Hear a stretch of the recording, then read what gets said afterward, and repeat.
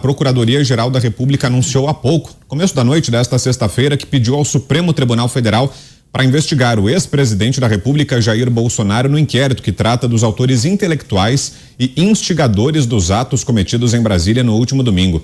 Na quinta, já havia pedido a abertura de um inquérito sobre os atos. Agora caberá à presidente do STF, ministra Rosa Weber, analisar o pedido e decidir se abre ou não a investigação ou se encaminha o pedido para outro ministro da Corte. Portanto, esse é o pedido da Procuradoria-Geral da República para que o ex-presidente Jair Bolsonaro figure como um dos supostos autores intelectuais da invasão às sedes dos três poderes no final de semana em Brasília.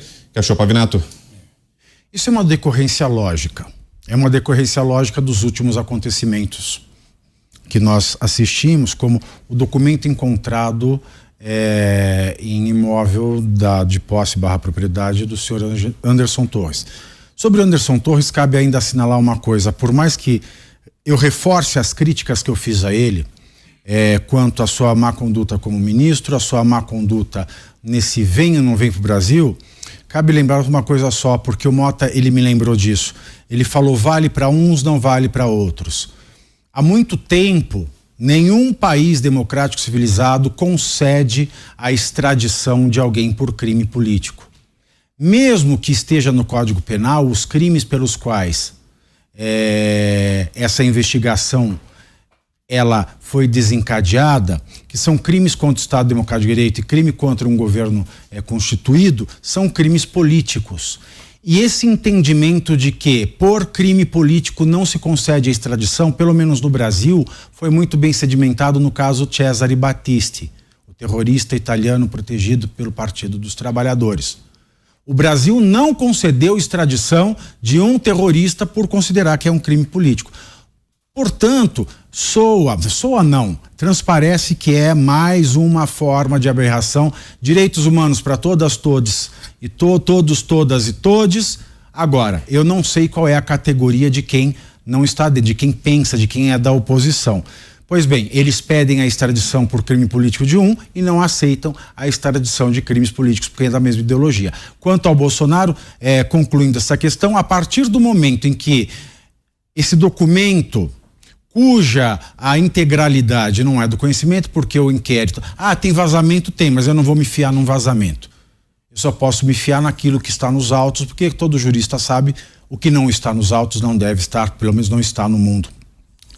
Então, esse documento, uma vez que ele envolve o presidente, e falo presidente, deixando claro que no português correto, castiço, aos ex-presidentes nós nos referimos como presidente. Portanto, presidente Sarney, presidente Fernando Henrique, presidente Lula, presidente Michel Temer, presidente Jair Bolsonaro. Não tem nada de ideológico nisso. Se o presidente Jair Bolsonaro foi mencionado neste documento, se este documento foi encontrado na casa de um ex-ministro seu, um dos principais ministros da Justiça, é óbvio, é uma decorrência processual lógica de que ele seja investigado. Se o Anderson Torres, portanto, foi um péssimo ministro, enquanto presidente exercia seu mandato, ele continua sendo um péssimo conselheiro ou profissional ou amigo, ou seja lá o que for, porque o presidente Jair Bolsonaro pretendia, voltando para o Brasil, alugar uma casa no mesmo condomínio que o Anderson Torres.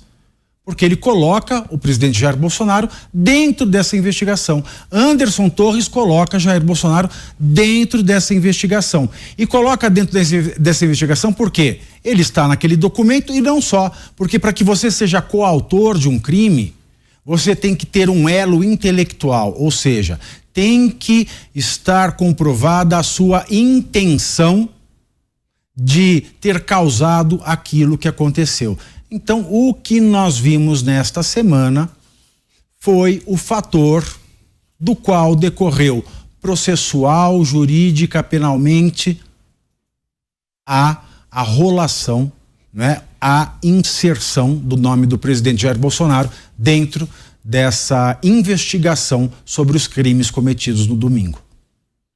Kobayashi.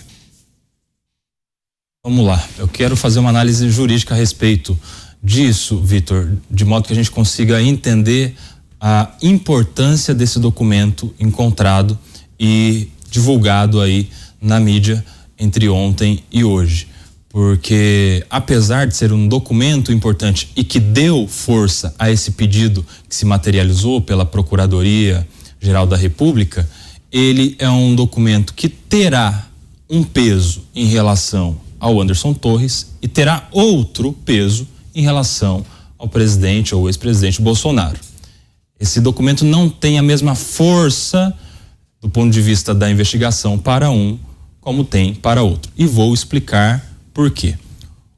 O ex-secretário, ex-ministro Anderson Torres está sendo investigado como alguém que foi determinante, responsável criminalmente pelos atos que aconteceram em Brasília, porque teria se omitido em relação a um dever que detinha como secretário de segurança, que poderia ter evitado aqueles atos. Então a questão aqui envolve uma responsabilidade criminal por omissão. E não basta que ele tenha sido um mau secretário, um omisso secretário. É necessário para a responsabilização criminal que ele tenha sido um mau secretário, um omisso secretário, com intenção de que aqueles atos acontecessem com uma vontade golpista, tal como aconteceram. Então ele precisa estar ligado, primeiro, em relação à sua omissão e o resultado. Segundo, em relação à sua intenção, ou seja, o seu dolo, a sua vontade de que aquilo fosse um ato democrático tal como foi. Pois bem, então a primeira parte de provas nessa investigação que recai sobre o ex-ministro Anderson Torres é em relação à sua omissão. Ele tinha ciência e se omitiu? Foi um mau ministro? Parece que isso cada vez mais vem se comprovando no bojo da investigação. Ofício, ciência, um conhecimento de que haveria uma investigação com aquele volume de gente, né? Pois bem, faltaria à investigação em relação ao Anderson Torres uma prova que comprovasse a sua intenção e como é que se abre a cabeça das pessoas para saber a intenção de alguém.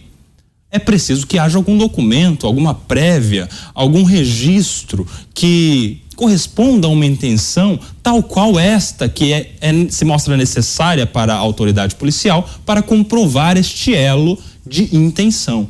E o documento encontrado mostra uma minuta, um rascunho de um decreto que apesar... Que uma minuta é um documento, porque os juristas que nos acompanham pelo chat... Eles não sabem que minuta é documento, eles confundem. Então, aí eles falam, se reclamam, eles falam assim: o povo da esquerda fala que ódio é amor. Mas eles não sabem que minuta também é documento. Explica. É porque a minuta não é um documento válido, ela não tem poder, não gera efeito, ele de fato é um rascunho. É um rascunho, mas para esta finalidade serve a imputar ao ex-ministro Anderson Torres a sua vontade dolosa, porque na condição de ministro, o que ele pode fazer é só minutar. O presidente precisa assinar. Então, uma minuta sem assinatura corresponde que um ministro que poderia, o máximo, fazer minutar, já minutou, e o presidente que poderia assinar, não o assinou. Então, esse documento está muito mais próximo da responsabilidade do Anderson Torres. Pois bem, este é o peso que fecha o quebra-cabeça da responsabilidade do Anderson Torres. Em relação ao presidente Bolsonaro, esse documento não é tão relevante. E eu explico por quê também. Porque para a prática de um crime, apesar de que esse documento está distante dele, de que ele não assina, não está na casa dele, não está nos registros dele, não está em nada ligado ao presidente Bolsonaro, esse documento talvez nunca tenha sido de conhecimento, como pode ter também sido de conhecimento do Bolsonaro, esse documento está muito mais distante. E ainda que o presidente Bolsonaro tivesse intenção deste documento de teor sim golpista, a intenção não é punível no Estado de Direito, porque no caminho do crime nós temos 4 fases, dentre as quais a cogitação, que é a intenção, a preparação, que é a redação de uma minuta, mas, em regra geral, nem cogitar, nem preparar pode ser configurado como crime. Você pode estar morrendo de raiva de alguém e pensar e ter vontade de matar alguém. Você pode até comprar uma faca muito bem afiada para isso e se preparar para matar alguém.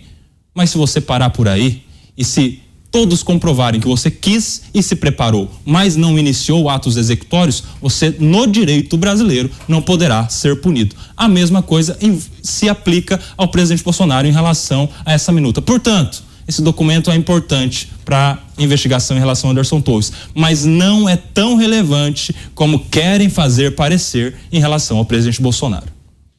Para você que chega agora aqui, os pingos nos is, Jovem Pan Urgente no ar, informação divulgada há poucos minutos, a Procuradoria-Geral da República pediu ao Supremo Tribunal Federal que o ex-presidente Jair Bolsonaro seja um dos investigados como suposto autor intelectual dos atos de vandalismo, domingo na Praça dos Três Poderes em Brasília. O documento foi encaminhado à presidente do STF, a ministra Rosa Weber. Roberto Mota, parecia questão de tempo, né, Mota, que o nome do ex-presidente aparecesse também nessa discussão sobre responsáveis pelos atos de vandalismo, né? E agora aparece, então, nesse pedido feito pela Procuradoria-Geral da República, que cita o presidente como um possível investigado como autor intelectual dos atos de vandalismo. Mota. Exato, Bruno. Em relação a isso, eu acho que a gente pode afirmar três coisas. Primeiro, que os atos de vandalismo que aconteceram em Brasília são inadmissíveis e desprezíveis, como aliás já foi dito por várias autoridades.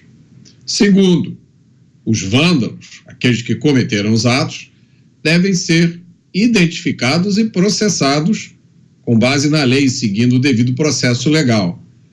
E a culpa desses vândalos não deve ser transferida para pessoas que não têm nada a ver com o assunto só por razões políticas. Justiça e política não devem se misturar. Tem uma frase cujo autor eu não sei quem é, que diz que quando a política entra pela porta do tribunal, a justiça sai pela janela. A imputação de crimes a alguém por razões puramente políticas é uma característica de regimes autoritários. É famosa uma outra frase que, segundo muitos, é uma frase dita por Laurent Beria, que era o chefe da NKVD, a polícia política da União Soviética. E ele dizia: mostre-me um homem e eu te mostrarei o crime.